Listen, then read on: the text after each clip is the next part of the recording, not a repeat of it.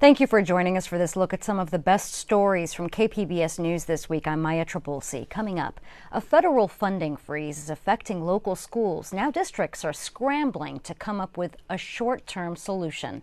New research on lung cancer focuses on non-smokers. UC San Diego scientists tell us what they learned about the risk of secondhand smoke and air pollution. And the demand for housing in East County. It's part of our Public Matters reporting. El Cajon's mayor talks about the challenge of finding room to build. We start with mixed status immigrant families who say they are living on edge. Just about every day, we are seeing video of ICE arrests all over Southern California. And as a result, some families are changing how they do ordinary things. Tanya Thorne hears directly from two people and discusses how this fear could affect their health. Headlines and viral videos of immigration detentions are filling news feeds. And with them, fear is rising in immigrant communities across the country. It's not just families without legal status. It's mixed status families that fear for loved ones, like this man. For his family's safety, he asked that we not use his name. He says the fear of immigration detentions hit close to home. Pero sí hay mucha preocupación de parte. Yes, there's lots of worry within our family because we have a family member who unfortunately has not been able to get his documents. In this case, he's the head of household. He has legal status and is retired, but the threat of an interaction with immigration agents could shatter his family. Si pasa algo con esta persona, If something is to happen to this family member, then our family would completely fall apart. As a result, his family has had to take extra precautions. he ido a las tiendas y he visto. When I do the shopping, I've noticed a considerable drop in Latinos at the store compared to before. He knows he's not alone, and many families are erring on the side of caution. Lo que mejor deberían hacer es quedarse en su casa si no The tienen. best thing to do is stay home if you have nothing to do, unless you're going to work, because we have to generate income. If not, who is going to pay the bills? Estoy con sentimientos encontrados, con mucho miedo. I'm filled with emotions, with lots of fear. We have to do things with precautions, even grocery shopping. We also talked with this woman who is in the U.S. without legal status. She also asked that we not use her name due to the fears for her safety. Me he sentido como que me ahogo, como que el estrés. I felt like I can't breathe. The stress is hurting me. I've noticed it even in my hair. It is falling out. She says the stress over the immigration raids is taking a toll on her health, but she feels that even doctor's appointments pose a risk. Not just physically, but financially too. No agarramos ayudas así del gobierno porque We don't receive government assistance for insurance. We always pay out of pocket. Out of fear that receiving assistance could hurt us later on or our information could be shared with immigration agencies. She's been in the U.S. for over 20 years. While she has thought about self-deporting, she struggles with leaving the life she's built behind. y no estoy lista para irme. I'm not ready to leave yet. I wish the government could help people that have been here for so many years. We pay our taxes and try not to be a burden on the government. So they get people and then they ask questions later, which is very unconstitutional. That's not how it works, how it's supposed to work. So people are fearful. Eduardo Aguilar is an ethnic studies professor and community activist. He often participates in the community patrols that warn people of immigration sightings. And the fact that they're snatching people from all categories, from being people that are undocumented, people that are in the refugees, people that are in the process, people that go to courts and they go for a legal hearing and they get snatched, or people that are walking in the street. He says the implications of the immigration raids are instilling fear and trauma for many communities. They're affected, and they do need support, and they do need, this is gonna be something that is gonna mark them forever because it's trauma, and we don't talk about that stuff. All of this is going to affect people mentally, psychologically. Lizette Ma is a family psychologist in San Diego. She says the stress of fear has a deep impact on people. Neurologically, right, it has an effect, especially if that stress or concern or fear, it gets to a level that it's impeding your sleep cycle or is being disturbed, you're not going to be able to perform, respond in an appropriate way or fast enough if you're constantly, stressed out, worried, not sleeping, not eating. Despite the constant stream of news, her best advice is to avoid drowning in the headlines. That's why it's so important that we are pacing ourselves, microdosing the amount of news that we're seeing, and then just focusing one thing at a time, because it can become very overwhelming and then we handicap ourselves. For some immigrant families, the fear of separation is a daily reality. But through community support, awareness, and care, there could be room to focus on healing and hope. Tanya Thorne, KPBS News. It's not just immigrants who are caught up in these ICE arrests. A volunteer legal observer says that she was left bruised after being detained by agents in San Diego's federal immigration court. KPBS video journalist Matthew Bowler says she's accused of pushing an ICE agent.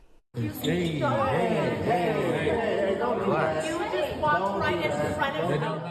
That was the moment an ICE agent accused Barbara Stone, a volunteer legal observer, of pushing her. You pushed her? Oh, she pushed me. Stone volunteers as a legal observer in San Diego's immigration court. The 71-year-old grandmother of two says her job is to observe and film, not to interfere. It is necessary that we provide people who can legally observe when ICE is detaining asylum seekers in the courthouse. Stone's lawyer, Emily Howe, says Stone serves as a legal observer and neutral volunteer who monitors and documents public interactions with government actors. And I had my phone up in the air, and they started chasing me and saying they were going to arrest me. Do you want to file charges? Which officer does? Sure, yes. At this point, people get kind of mad. Yeah, she's over here. Hey, detain her. Yeah, where's she at? Hey, detain that lady. The agents followed Stone down the hall and handcuffed her. She says she was put into a small room. I was there for more than 8 hours. I asked right away if I could see an attorney. Stone says her phone and purse were seized. After her release, only her purse was returned. And I asked him why he needed my phone, and he compared it to a drug bust where they keep a drug dealer's phone because I had used it in the crime. They referred to me as the suspect, yeah. Now at home, Stone has bruising on her wrists and on the back of her arm. She says it's from the handcuffs and where an agent grabbed her when she was detained. Stone says she won't let her detention stop her volunteer work. I'm just part of a much bigger structure and organization, and whatever I can do, I want to do. KPBS contacted Immigration and Customs Enforcement, but did not receive an immediate response. Matthew Bowler, KPBS News. One way to follow our immigration coverage is by subscribing to KPBS on YouTube, and that is where you will find all of our content, along with full episodes of KPBS radio shows and podcasts. YouTube is also where we live stream KPBS Evening Edition weeknights at 5. One of the big national stories this week is the extreme weather that killed dozens of people in Texas. Last year, San Diego had its own flooding emergency. John Carroll says for some San Diegans, seeing the devastation in Texas was enough to bring back some horrible memories. The scenes out of Texas are just about as close to incomprehensible as you can get. Water rising so fast that destruction and death were sure to follow. For former San Diego National Weather Service meteorologist Alex Tardy, it was all way too familiar. He appeared today on KPBS Midday Edition. But the closer I looked at the data in Texas and Kerrville, they had 2.5 inches of rain in 1 hour. They had 5 inches of rain in 3 hours. That's almost identical to what we saw in San Diego on Chollas Creek, which caused all that major flooding in the San Diego region. So meteorologically, it was quite similar. But Tardy says there were also important differences.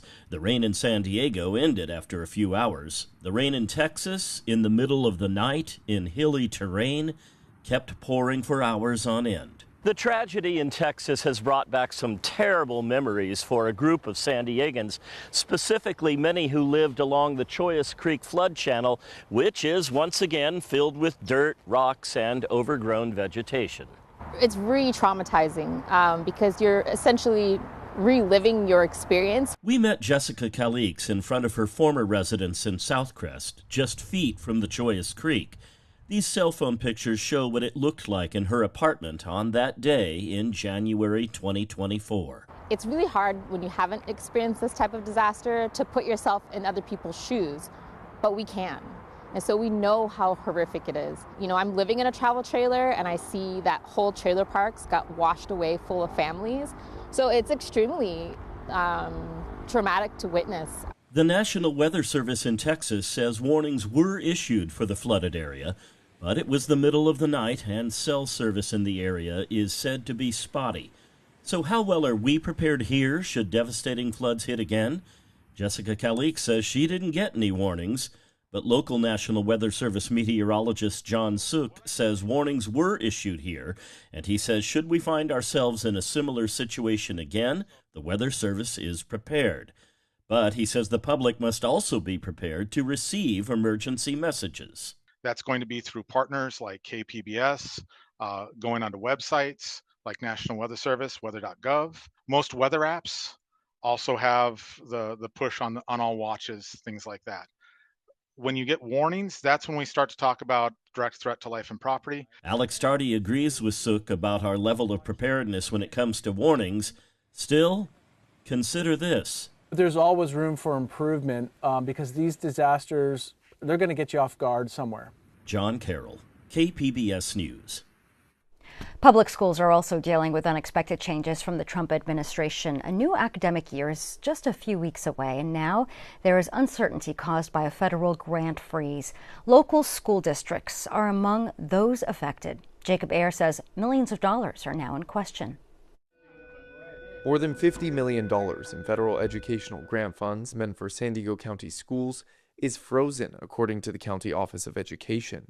Schools were expecting the money on July 1st. It's thrown a wrench into budget planning ahead of the new school year at districts across the county. We're estimating that there's about $13 million that would come to San Diego Unified that is being withheld right now by the Trump administration. It's affecting a wide range of programs in multiple local school districts. Richard Barrera is board vice president of San Diego Unified, the second largest school district in the state. And this is funding specifically for programs like after school, including summer activities. It's funding to support English learners. It's funding to support teacher training.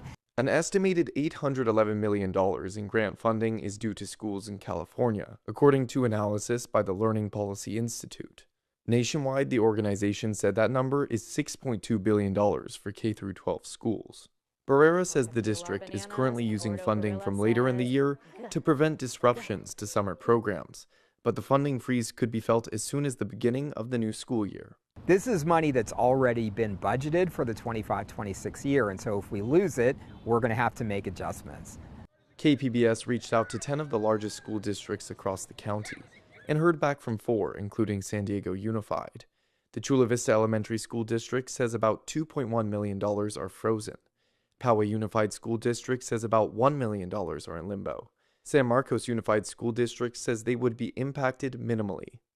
We have to make our own plans as a local district, but we're also depending and encouraging the state of California to take legal action along with other states. And remember, this is not just a blue state issue. This is all 50 states. The Department of Education referred KPBS to the Office of Management and Budget. In a statement, an OMB spokesperson said, "This is an ongoing programmatic review of education funding. Initial findings show that many of these grant programs have been grossly misused to subsidize a radical left-wing agenda." They also said no decisions have been made yet about when the funding will be released or when the review will be completed. If Congress does not approve funding cuts within 45 days of the completed review, the law requires the administration to distribute the money as originally planned. Jacob Ayer, KPBS News. The financial outlook is improving for Escondido. It's anticipating a budget surplus thanks to a voter-approved sales tax increase. KPBS North County reporter Alexander Nguyen checks in on what it means for the city. Despite the heat, Grand Avenue in downtown Escondido is bustling with activities during lunchtime. That's good news for Julian Lapix, the manager at Upper East on Grand. Yeah, it just feels good. It feels good to be one of the maybe newer places that's opened. The restaurant and bar opened roughly 7 weeks ago in this historic district. But several weeks ago, it looked like this: construction, street closures, and empty storefronts. But now, one of downtown Escondido's busiest streets looks like this. I think Grand is like one of the next streets, so it's one of the next entertainment districts that's kind of getting developed. I think it was good that we put our restaurant here just because we did need something here on Grand in general. The city widened sidewalks, added new parking and roundabouts, and expanded outdoor dining areas. Yeah, the recent reopening of Grand was a significant milestone. Grand revitalization is one of the reasons why Escondido is seeing a budget surplus this fiscal year. We expect any increase in economic activity will also increase some sales tax revenue. Christina Holmes is Escondido's finance director. She says the biggest jolt to the city's budget comes from Measure I, the 1-cent sales tax increase passed by voters last fall. The tax was expected to bring $28 million, but an increase in economic activities changed the math. We anticipate receiving about the $38 million. That updated projection also reflects the strong economic growth that the city has experienced over the last few years. Money from Measure I is putting Escondido's financials on much better footing, but that does not mean the city's structural deficit problem is solved. Measure I was adopted with a 20-year sunset clause, meaning that unless voters approve to extend the tax, it will end after 20 years. So when that revenue ends in 20 years and without any other substantial change to the city's structure, the city will be back with a structural budget deficit. For now, the city is investing the surplus into much-needed infrastructure improvements that have been on the city's deferred maintenance list. Roof repairs and other building repairs. Measure I funds were also allocated to replace critical police and fire vehicles. For Lapix, Grand Avenue is certainly the right place for the new eatery. It definitely adds a lot more foot traffic. It's a little bit easier to kind of get here, find a place to park, and walk, up and down the street. In Escondido, Alexander Nguyen, KPBS News. Subscribe to our newsletters to get a list of our most popular stories. And here are some from this week. Ticket sales remain strong despite a San Diego Pride Festival controversy. A San Diego pediatrician warns children could bear the brunt of federal budget cuts. And want to make yourself less appealing to mosquitoes? Our quiz has some surprising ideas. Air pollution is a prime suspect as a cause of lung cancer in people who have never smoked, but secondhand smoke is not. KPBS SciTech reporter Thomas Fudge has more on new research out of UC San Diego. Reductions in tobacco smoking have led to lower rates of lung cancer in many places, but people who have never smoked still get lung cancer. In fact, globally, their numbers are proportionally on the rise. Scientists at UCSD wanted to learn why. So, they studied gene mutations that act as signatures to indicate the cause of cancers. One cancer risk they examined was in people living in cities with strong particulate air pollution. Professor Ludmil Alexandrov was co-author of the study. The results for air pollution that we got was, actually, in highly polluted places, we're getting many more mutations in people, and we're seeing very strong association with the pollution likely causing the mutations needed for people to develop cancer. They also studied patients who were exposed to lots of secondhand smoke. Alexandrov said they expected to see strong evidence that passive smoking caused lung cancers. There's more mutations, a bit more mutations in the cancers of passive smokers, but it's a very small elevation.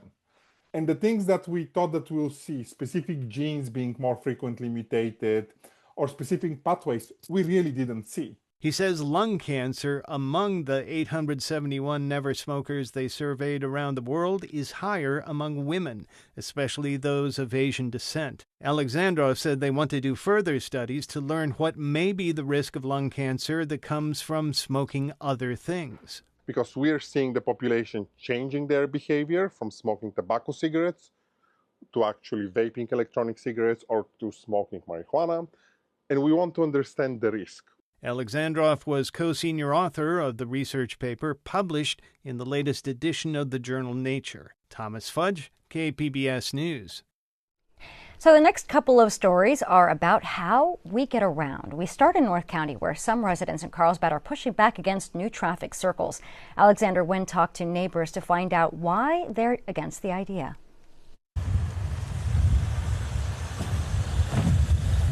This is what the intersection of Jefferson and Oak looks like now.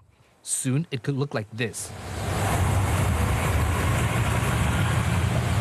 with a traffic circle installed. And it's caused nothing but problems. Oreo resident Thomas Morgan doesn't like them because he says people don't know how to use them correctly. This is not France. This is, California. People don't yield. The other one down there, I slid through that in a rainstorm. It scared me to death. And there's another problem, parking. The proposed circle would take away 4 parking spots at this intersection. And that doesn't sit well with him. This parking lot is really tight. People are in businesses and stuff around here. So I got to walk to my place already. It'd be just another headache. This is one of the proposed traffic circles. The city says it will improve safety by calming traffic and making the neighborhood more walkable. That traffic circle is one of 5 approved for this area more than 6 years ago. However, Transportation Director and City Engineer Tom Frank says a lot has changed since then. Public views have changed. State laws in regards to housing have changed. And then also state laws in regards to parking have changed with the new daylight law.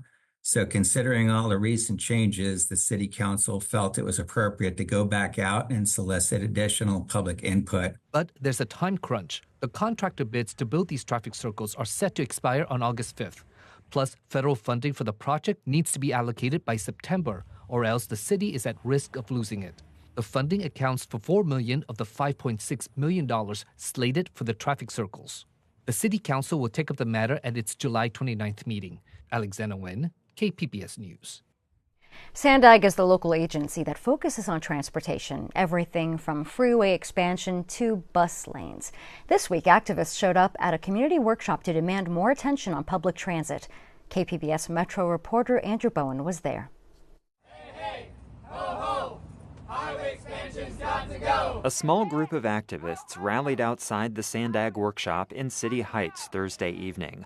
Among them was Casey Gupta, executive director of the People's Platform San Diego, a youth-led movement to tackle climate change by investing in public transit.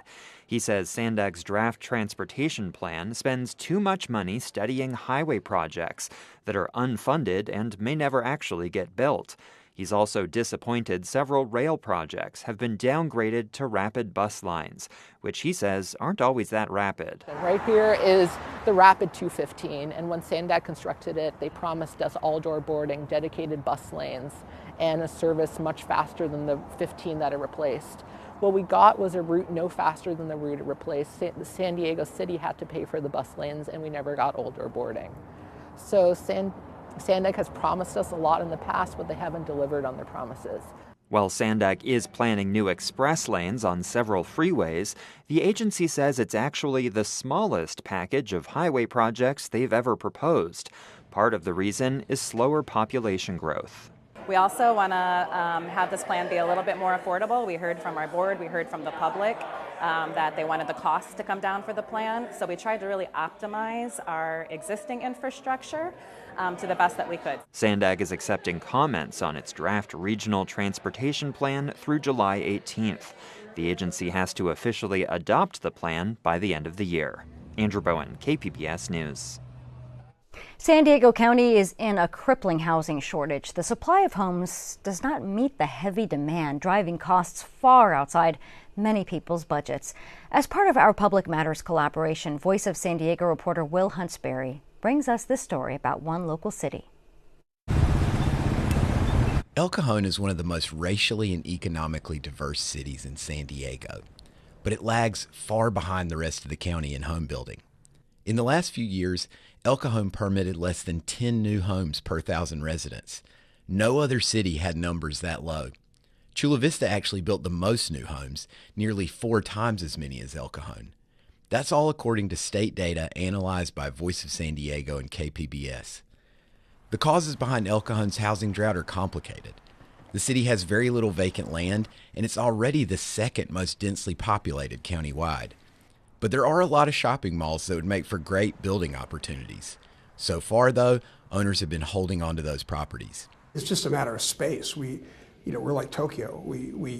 There's no space left. There's no place to build. The city's mayor, Bill Wells, says he is pro-development, but he also isn't really interested in changing the city's character or seriously increasing density. Tall buildings bring in their own problems. I think 3 stories is about as much as this community can tolerate, because this community feels like, and I think they see themselves as being kind of a small rural community. Wells says he doesn't currently have plans to change El Cajon's zoning laws.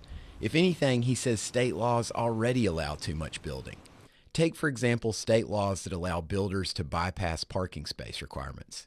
It's a fantasy to think that you're going to buy a condo and not have a car, and your roommate's not going to have a car, and you don't need any parking spaces because you've got a trolley that you could. 3% of the entire population of San Diego has ever ridden the trolley. People drive cars, but we live in this fantasy that we don't need cars. Still, Wells says he isn't hostile to development and that he sees it as a way to reinvigorate blighted parts of the city. You bring me somebody who wants to tear down an old strip mall and build a nice condo project, and we'll treat them really well. Wells says if county officials are really serious about getting out of the housing crisis, they should open up the county's rural land for development.